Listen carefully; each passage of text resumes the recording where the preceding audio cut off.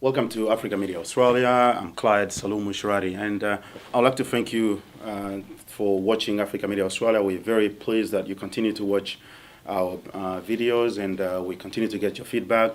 Today we have a gentleman who we're going to be talking to. His name is John Macau, and he's recently graduated from the Protective Service Officers Training.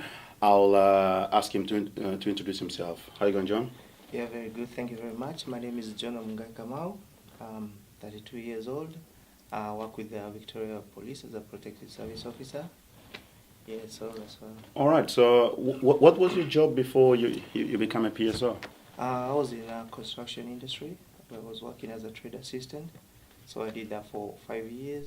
And what was the application like? The application process, because I guess you have to apply. There's a bit of a process to go through for you to apply and eventually be accepted and go through the training. Tell us a bit more about that. Yeah, I think it depends with the individual cases, because mine really went very quick. But I can't say very quick. I had to do the medicals. You have to do the training fitness before you join the academy.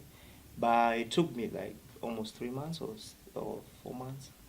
And I've been speaking with a number of African friends as well, and they've been telling me that apparently some people think the whole application process and the training is quite hard. Is that your feeling as well?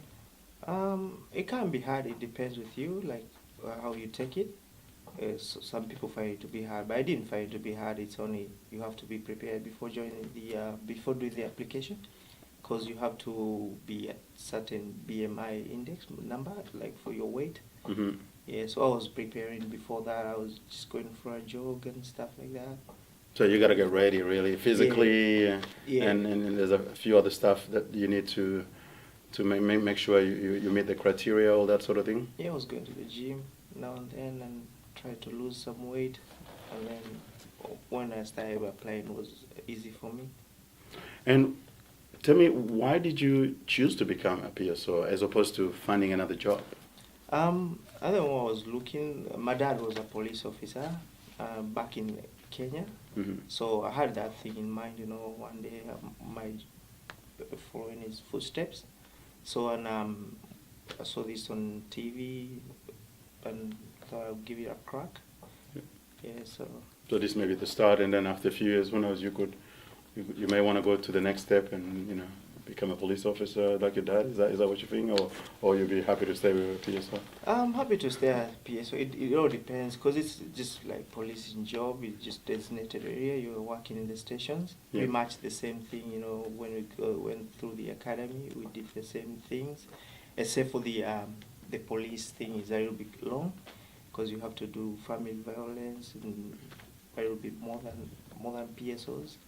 And I guess there'll be more conditions. I mean, the criteria to satisfy to become a police officer are probably a bit higher than PSO, or maybe not.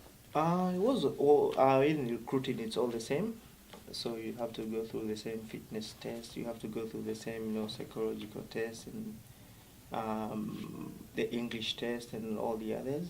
So the only difference is I will belong on the police course, because you have to do the driving test and things like that.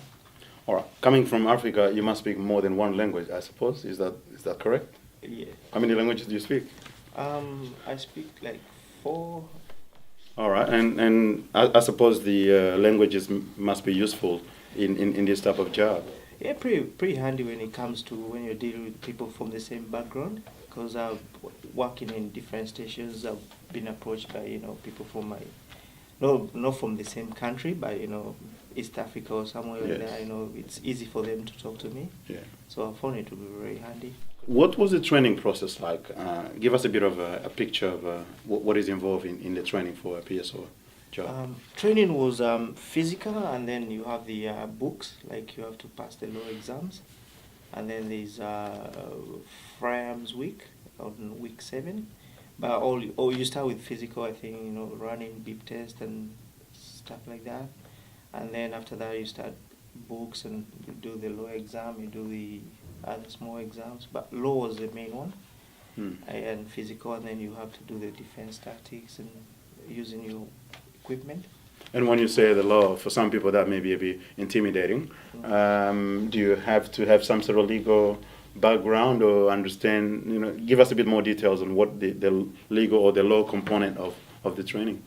Law was mainly like, Transport Act, what you're dealing with, like, offenses concerning transport. Public Act. transport. Yeah, public transport. So as a PSO, you've got a lot of power within the context of the public transport system to, I guess, do a lot of things, even including issuing fines and all that sort of thing. So you have to know the law pretty well. I suppose that's why.